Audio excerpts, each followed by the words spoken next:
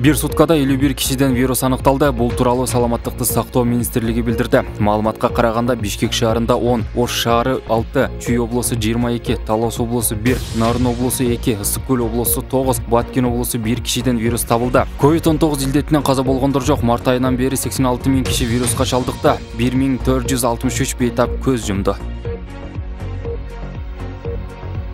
Бишкекте биологиялык активдүү кошулманын түрлөрүн жашыруун даярдап сатуу менен алектенген чет өлкөлүк 2 жаран аныкталды. Бул тууралуу 26 февралда каржы полициясы кабарлады. Мекеменин басма сөз кызматынын маалыматына караганда, алар сейдене майы, зайтун майы, омега 369 деген каражаттарды колго жасоочу жашыруун сек ачып алышкан деп айыпталууда. Тийиштүү уруксат документи жок иштеп жаткан сектин ээлери боюнча материалдар кылмыштардын жана жооруктардын бирдиктүү реестрине жаза кодексинин мыйзамсыз ишкерлик деген беренесинин негизинде катталды. Финпол колго жасалган мындай продукция экономикага гана зыян келтирбестен адамдын ден соолугуна да залакасын тийгизерин эскертүүдө. Биологиялык активдүү кошулмалар расмий медициналык каражат болуп эсептелбейт.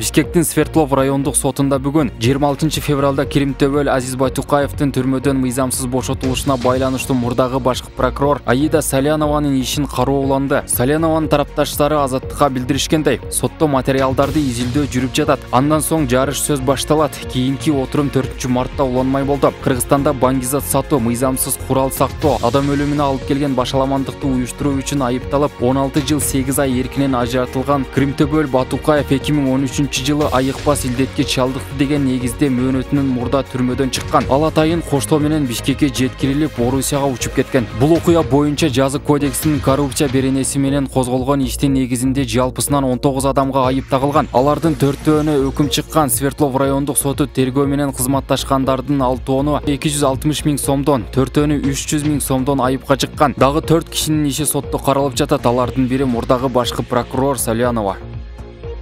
Жогорку кеңештин укук тартиби, кылмыштуулук менен күрөшүү жана коррупцияга каршы аракеттенүү боюнча комитетинин төрайымы Наталья Никитенко аталган мыйзам долбоору үй бүлөлүк зомбулукка каршы күрөшүү боюнча мамлекеттик саясаттын натыйжалуулугун жогорулатуу максатында иштелип чыкканын билдирди. Талкуудан соң мыйзам долбоору 3-окууда добуш берүүгө жөнөтүлдү. Исхак Пирматов жогоруктар жөнүндө кодекстин 75-76 беренелерин коомдук айыптоо иштердин категориясына киргизүүнү сунуштаган. Андан тышкары мыйзам долбоору менен жаза кодексинин 179 беренесине толуктоо киргизүү сунушталат. Анда өмүрү үчүн коркунучсуз жана ушул кодекстин 138 беренесинде каралган кесепеттерди алып келбегени менен ден соолугуна кандайдыр бир зыян тийгизгени, эмгекке жөндөмдүүлүгүнө коркунуч жараткандыгы үчүн 5 жылдан 7,5 жылга чейинки мөөнөткө эркиндигинен ажыратуу түрүндөгү жоопкерчилик жана жаза белгиленет.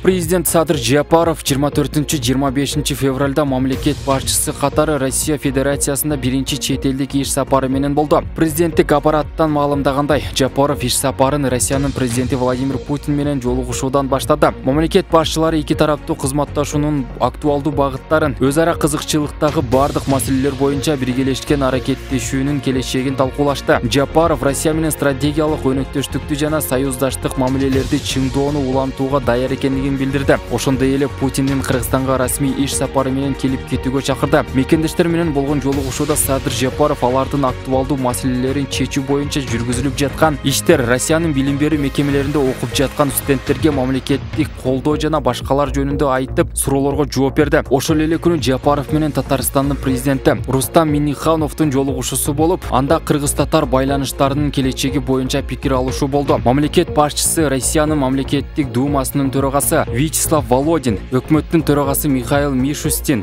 Федерация кеңешинин төрайымы Валентина Матвиенко, ошондой эле Россиянын эри бизнес өкүлдөрү менен жолугушту. Президент Садыр Жапаровдун иш сапары Москва шаарындагы Кремль дубалынын жанындагы белгисиз жоокердин мүрзөсүнө гүл чамбар коюу менен аяктады.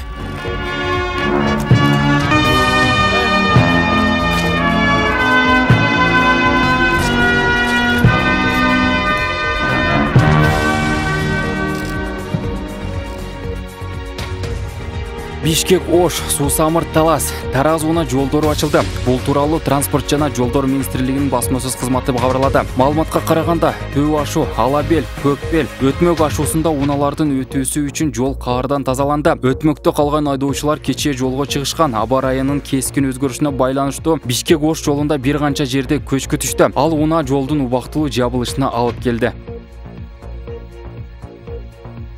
Бишкектеги Тыныстанов көчөсүндөгү өрттөнүп кеткен салык кызматынын мекемесинин ордуна курулган номер 11 жаңы бала бакча балдарды кабыл алууга даяр. Бул тууралуу мэриянын басмасөз кызматы билдирди. Маалыматка ылайык бала бакчанын аянты 1216 чарчы метрди түзөт. Бул жерде 4 топтук ячейкалар даяр. 2 жаш, 1 орто жана 1 улуу топ. Жалпысынан бала бакча 100 балага ылайыкташтырылган. Балдар үчүн ойноочу жана уктоочу бөлмөлөр, музыкалык жана спорттук залдар жана дааратканалар каралган. Биринчи кабатта кир жуучу, азык-түлүк сактоочу жана техникалык жай жайгашкан. Бала бакчанын курулушуна шаардык бюджеттен 35 миллион сом бөлүнүп, курулуш иштерин мэриянын капиталдык курулуш башкармалыгынын арызы боюнча MS Building компаниясы жүргүздү. Жаңы бала бакчанын пайдалуу 2019 жылы күзүндө түптөлгөн.